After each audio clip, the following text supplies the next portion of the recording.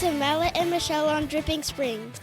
Hosted by me, Michelle Lewis, and Steve Mallet. That was our special guest, Christian Mills. Yeah, didn't he knock that out of the park? He sure did. His dad, Cedric, is a coworker of ours. Yeah. And he was in the office today. How old is Christian? Christian is in third grade. Yeah, man, he did great. Happy Thanksgiving. Happy Thanksgiving. This is our Thanksgiving special, first ever, first annual. It is. It is. We just had our Friendsgiving this past weekend. You throw a hell of a party, Michelle. Thank you so much. I kicked your butt in Skippo. I won the first game. Well, I never even knew how to play it, and I won the first game. I let you win. Oh, yeah, that's probably true. Well, Thanksgiving is this week, and man, you and I have a lot to be thankful for, don't we? We really do, professionally and personally. Yeah, we do. What are you most thankful for? You know, I was thinking about that, and you know, it sounds so cliche, but really my kids, and I think that my family, and the one thing I was the most just thrilled with about Saturday was watching my oldest and my youngest sitting on the couch, just cutting up and playing around. Messing with each other. You know, and he's almost 27 and she's 22 and they're married and off living their own life. And they came home and they were just like little kids again. They were, you know, I just love it. I love that they come home. Somebody asked him about where he lives, and he said something like, "This is always home." But I thought it was really funny because Kendall was taking these funny pictures of him, and she was placing him on. I saw that. Yeah, she was like marking him up somehow, putting his face on different people. And I know he's just. Oh, that's the new thing on the iPhone, right? Where you can take the PNG file and put it on other photos. That was a lot of fun. Yeah. So that's what I'm most thankful for is my family, and just the fact, you know, my family is very small. My mother and father passed away. My mother actually, it'll be 17 years, the 25th, that my mother has been gone. And my dad's been gone for 8 years, give or take, 9 years. So I'm the same. Thankful for my family. My mom and dad are both still alive. They're 80 years old, but they're both doing well, healthy. Dad lives in North Carolina. Mom lives in Oregon. And my kids are all grown and off doing their things. And I'm really thankful for that, even though they're pain in the you-know-what sometimes. When was the last time you spent or had a Thanksgiving meal with one of your parents? It's been a long time. That's I know. Too long. Yeah, but I spent Christmas with my mom last year. Oh, good. So, yeah. That's right. Okay. Yeah. And I'm going to see my dad a couple days after Christmas this year. So we're going to we're going to be in Nashville for a few days. And I'm going to rent a car and drive up to the mountains in Boone and go visit him for a day or two. That's nice. Yeah. And, you know, I'm also thankful for our careers. You know, we've got this real estate company that you and I have built together, and it's I wouldn't say it's booming this year, but we've had a couple of really great years, and I enjoy it. And you and I both we have different talents, but we both have a talent at doing this job. I'm just riding on your coattails, No, Steve you're Mallet. not. Absolutely. You bring a whole level of expertise to the business that I have none of. And I'm the same. I know how to do math. So that's right. Thank God. Thank God. Yeah. Somebody has to. Yeah. Somebody has to. What are some of your Christmas? Oop, a little early for that. What are some of your Thanksgiving traditions that you like? You know, you had a little bit of it Saturday. Yeah. So one of the things is that lemon icebox pie that was really good. We make. That has just been a tradition in our family for a long time. But traditionally, when I was a kid, we'd go to my grandmother's house.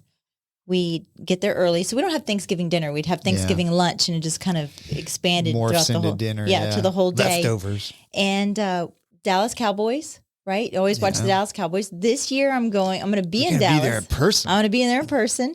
And then we also watch the UT A&M game, which is, you know, non-existent anymore, which is very sad for Texas. That is sad. It's just that's a great rivalry that's gone. Absolutely. It's really sad. But, you know, we'd watch the Macy's Thanksgiving parade. We'd play our own football outside. Oh, I got a story on that we'll talk about in a minute. I think also, so much revolves around food. Like, we've been eating queso and chips, you know, Velveeta and Rotel and cheese since the 70s for a long, long time. Of course, we're Texans. So just food. Food. And mine's a family. food thing, too. It's been probably 7 or 8 years on Thanksgiving Day. Holly and I and my kids have done it. Not every year, but when Gracie was in town, she did it a couple years, and then Colton helped last year. We go to community Thanksgiving dinner at the Methodist Church. That's right. That Chuck Lamond, who was a previous guest, puts on, and they feed, I don't know, 150 people, and they have a whole crew that cooks and gets ready, runs the kitchen, and then Holly and I will serve, and they have the Burke Center boys come over, and they get Thanksgiving. Otherwise, they probably wouldn't get a Thanksgiving in a real kind of family setting, and we love that. That's one of the highlights of our Thanksgiving. That's really nice. I'm probably going to have nachos and jalapenos for Thanksgiving this year. And it's going to cost you $30. $30 for nachos. Best nachos you ever had. It's going to be delicious because Cowboy nachos. They kicked the Vikings' butt yesterday. Did they? So it was a really good game. So I'm hoping they keep up that momentum. And look, Dallas Cowboys, they will break your heart every time. Yes, they will. Every time. But I'm paid a lot of money for these tickets. This year. I guess I need to pay a little more attention. What's your favorite Thanksgiving foods? I had some of them at your house on. Thank you. On Saturday night, that was a great party. Thank you. It's I'm actually not a big fan of turkey. that smoked turkey that Todd made was awesome. It was really good. I will eat the smoked turkey, and I'll put barbecue sauce on top of it. No, sacrilege! It's delicious. It's so good. That stuffing you made was good. That's on my top list. The stuffing, I even though some people it's very controversial, but I like green bean casserole. I do like green bean. I had some because I felt like I had to, but that's not my favorite. Somebody else made it. I didn't make it. They made it with fresh green beans, not canned green beans. So there's a difference. I really think you can tell a difference between the fresh. But gosh, I don't know. I just like all of it, and I like all of it kind of congealed together. All the flavors all together, just mixing together. Yeah. What do you guys? Are you white meat or dark meat at your house? Well, we only did turkey breast. Oh, that's right. So we did smoked turkey breast, and we did one without the bone and then one with the bone. See, when I was younger, there were members of my family that all fought over the dark meat, and I'm like, I'm 100% white meat. Well, I don't even like the dark meat. Because it was moister. My grandmother would make it's gamey to me. It just was just a dry turkey, and so I would put ketchup on it when I was younger. On my turkey. Oh, you just massacre that turkey. Well, that's why they started making a ham, so we had ham too. So we'd make turkey and ham. Also, there was a time for a while that we would make brisket for Thanksgiving. Yeah. So is that a Texas thing? Yeah. Or is it a Lewis thing or a Texas? Well, no, thing? I think it's a Valley thing where you barbecue. Yeah. Yeah. I mean, I've do you guys do the wishbone thing? So we did. We used to fight over the wishbone, but since when you do turkey breast, you don't really have a wishbone. But I was reading up on the wishbone history, which I thought was you probably don't know this. Its actual real name is the furcula.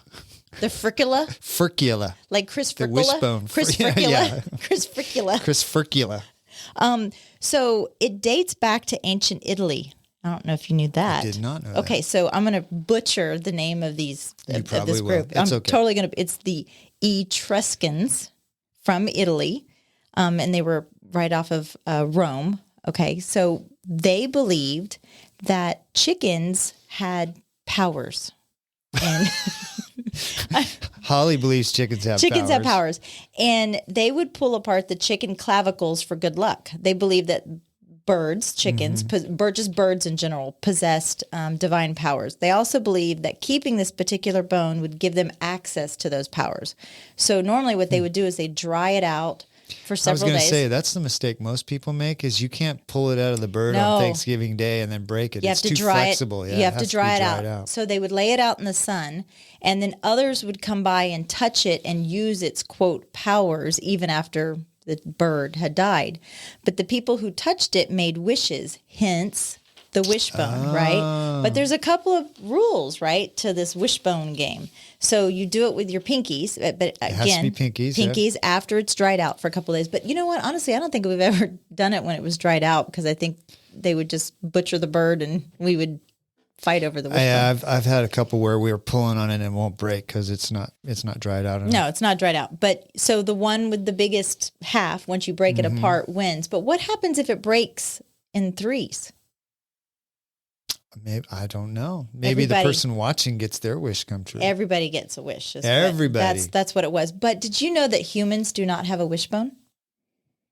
No. Yeah. Well, I guess that kind of makes sense. Well, because we have two clavicles. Right. And they're not fused together. And I told Christian this earlier, if they were fused together, we would be able to fly. And so now he wants a fused clavicle. Yes. Flap, flap, flap, flap, flap. That's But funny. the Etruscans, and I'm gonna get this wrong. Or no, I'm gonna say this word wrong. But they are Etruscan civilization. They're believed to have come from Africa, and they settled parts of Europe, and so it's an African kind of tradition. Wow, that's really cool. Yeah, and then so now we kind of go back to the history of Thanksgiving in America, right? Yeah. Like why Thanksgiving?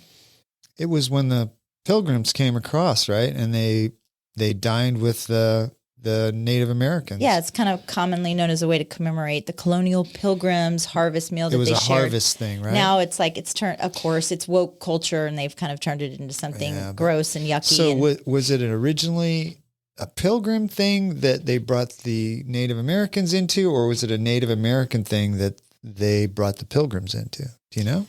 I don't know. That's a good question. But I pulled something up for you. You can kind of read that right there. This was very interesting. Abraham Lincoln, eventually winning Abraham Lincoln's support in 1863, he and subsequent presidents proclaimed a national day of Thanksgiving annually until 1942, when a presidential proclamation specified that the fourth Thursday in November would be Thanksgiving Day. So interesting. Sarah Josepha Hale campaigned for a national Thanksgiving holiday in the United States during the 19th century. Interesting. So also interesting, to piggyback off of that, Thomas Jefferson refused to declare it a holiday in 1801. I don't know why he refused, but it was Roosevelt that actually finally declared it on November 26, 1941, declared a holiday. I wonder if the story about the Pilgrims and the Native Americans is actually true. Well, I think, it's kind of folklore, right? Folklore. That's what I'm wondering if it was, because it was 300 years ago or plus. Was that something that was sort of made up over time to justify the holiday? Maybe. I don't know. Canada now celebrates it. Do they have a Thanksgiving holiday too? They did it before us in 1879. Wow. So, so you mentioned earlier your family plays football on Thanksgiving Day? They did. My brothers and all of them would play football. They do something really funny. My grandmother used to sew. So the boys would dress up in the scraps of fabric, and they would have some sort of they would try to have a model show. They would model show, and then they would play football, and they would grab the scraps of fabric. It was almost like a tackle/flag football scraps of fabric game. It was weird, but that's what they it actually sounds very weird. That's what they did. I was reading some stories about injuries and ER visits on Thanksgiving. There's cutting your hand. Well, there's a bunch of things, but on average, 36,000 people visit the ER on Thanksgiving Day. And of those, 1,400 are from football injuries. Oh. And, the typical stuff, concussions. I made up a word, Michelle. I'm rubbing off on you. Concussions, orthopedic injuries, lacerations, broken clavicles is a big one. Oh, broken wishbones. Yeah. Ankle fractures, ruptured Achilles. I could totally see that. Well, it's because it's old man ball, right? It's a bunch of old guys. And Uncle Joe thinks he could start off at a full sprint with no warm up in his 65-year-old body. I just have to also say, along with the football, is that the Longhorns did lead the series 76-37. There were only 5 ties. Oh, geez. So, back to the football injuries. I missed those. That was a great tradition. I'm going to go back to these injuries. So I've got 7 things that are on the top. Of those 36,000 people, these are what most of the injuries are that people go to the ER for. Food poisoning is number 1. So just in case you don't know, everybody's house. Yeah. Make sure your turkey is thawed and cooked to 325 degrees. Otherwise, you may go to the ER. Yeah, know where you're eating. Yeah. Knife injuries. Okay. Cutting, because people are cutting the turkey while they're bombed. Or stabbing other family members. Yeah, that might be. Burns, which I think has gotten worse in previous years, in current years, because people take their turkeys out of the fridge and they're not quite thawed out completely, and they put them in those fryers. They fryers. fry them, yeah. If you put a frozen turkey in a fryer, you're going to have a little. Have you mini seen some bomb. of those I videos? have. It's crazy. Please don't do that, folks. My That's grandmother bad. always burned the rolls, so that was the burning. Well, that was burning the going rolls on. is better than burning your arms. Overeating, believe it or not. You go to the ER for overeating? I know. I'm like, you're a wuss. If What are you, like if a you're going to puppy? the ER because you ate too much, you're a wuss. Alcohol overdose. Okay, That's yeah. number 5. Overexertion, probably from football. Yeah. Uncle Joe has a heart attack after he rips out his sad. Achilles. That's sad. Well, and believe it or not, this is sad. Domestic violence is number 7. Well, it's a holiday And and a lot of tension, Yeah. families getting together, trying to get along. Sometimes there's some little history there that pops back up. And yeah. You know, in the valley, what we used to have to listen for and watch out for, and if you heard it, you wouldn't go outside. You were told to not go outside. Is gunfire? yes. You're Just kidding. People celebrating and they shoot up in the air. Gosh. Yeah. How was your childhood different from mine? Yeah. Well, I don't think I ever Yeah. had to worry about that. Well, have you got anything else? No, that was what I was going to talk about. I'm stuffed from Saturday. I know. I'm still full from that. It was a great party, though, Michelle. You really threw a good one. Thank you so much. And I wanted to tell you that I am thankful for your friendship. Oh, thank you, Steve. Yeah, That you've made life a lot more interesting. it's kind of like the witness protection program. You can't get out. You know, I feel exactly the same way. I've been with you almost 8 years now in this fun journey that we have had. learned a lot, haven't we? Really, and being I'll be 52 next week. Old. Be older, and man, I just never knew I could learn so much in my 50s. Just technology and doing this podcast, and I'm just really grateful for you and God. Just this year alone, not only just real estate, the crazy market. We've jumped our Which hands. even me, 20 years plus in the business, I have had to learn some new Changed things. Yeah. through Dripping Springs Elite, through the short-term rental, through the podcast, and just We've taken on some big challenges this year. we really have. It's never boring. Never. It has not ever once been boring. No, and you know what? We have a great team. Also, Cedric do. Mills. We have Maury Boyd, and Mally Maurer. Yeah, we do. We have a great team, and I feel really blessed, and I love this little town, Dripping Springs. I've called it home since 2003, and it's been fantastic. I think people need to remember, with all the problems that we do have with traffic and did I say traffic? And water. Yeah, there's some traffic. There was bad traffic last week. Traffic. But you know what? We are still we may be growing, but we're still a little town at heart. Let's keep the small town feel. Say hi to the person you walk by in the HEB parking lot. When you're on a backcountry road, wave to the person that drives by going the other way. It's even if they have a California license plate, Steve? Even if they do. Yes, yes. Welcome them with open arms. Yeah.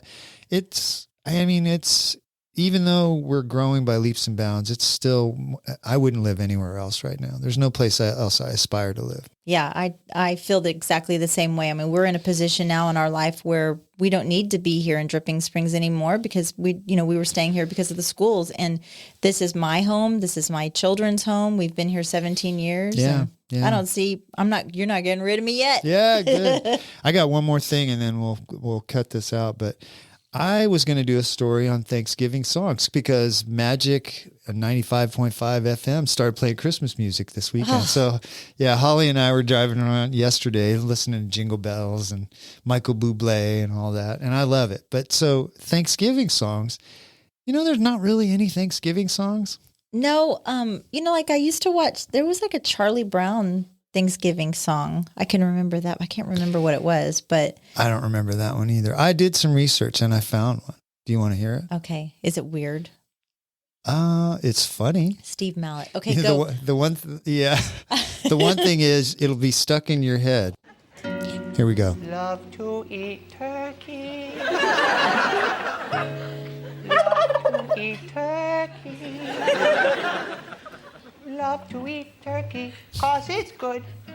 Love to eat the turkey like a good boy should. Do you know who that is? That's Adam Sandler. On Saturday Night Live. So good. A turkey for me, turkey for you. Let's eat turkey in a big brown shoe. Love to eat the turkey at the table. I once saw a movie with Betty Grable. Eat that turkey all night long. 50 million Elvis fans can't be wrong. Turkey, turkey dee, turkey, turkey dap. I eat the turkey and I take a nap. Thanksgiving is a special night. Jimmy Walker used to say dynamite. That's right. Turkey with the gravy. Are you and the doing the I'm doing the gobble gobble. gobble? Can't believe the Mets traded Darryl Strawberry. Turkey Oh for my you goodness. and a turkey for That me. Thank you for that little earworm. Appreciate that. Yeah, one. that will be stuck in your head forever. Appreciate that one, Steve. Well, you and Holly have a great Thanksgiving. You have a great Thanksgiving too. Enjoy that Cowboys football game. I And will. all our listeners out there, thanks for all the support you gave us this year. We're very thankful to have you as an audience, and we're glad that you tune in every week to check out what's happening on Mallet, Michelle, and Dripping Springs. Absolutely, and we're not perfect. We make mistakes, and Yes, we do. If you don't like what you hear, tell us. Tell us. We love feedback. And Good if you and love bad. what you hear, also tell us. Yeah, that's right. So, well, happy Thanksgiving, everybody. Happy Thanksgiving. This show is brought to you in part by the Mallet Integrity Team, serving Dripping Springs, Austin, and the surrounding areas of Central Texas since 2004. When you need the best real estate advice and service, give them a call at 512-829-2062 or email them at malletintegrityteam.com. Thanks for listening. If you have comments or feedback, please email us at malletandmichelle@gmail.com. Follow us on Facebook and Instagram at Mallet and Michelle. Listen to us on Apple Podcasts, Spotify, or wherever you get your podcasts. New episodes every Tuesday.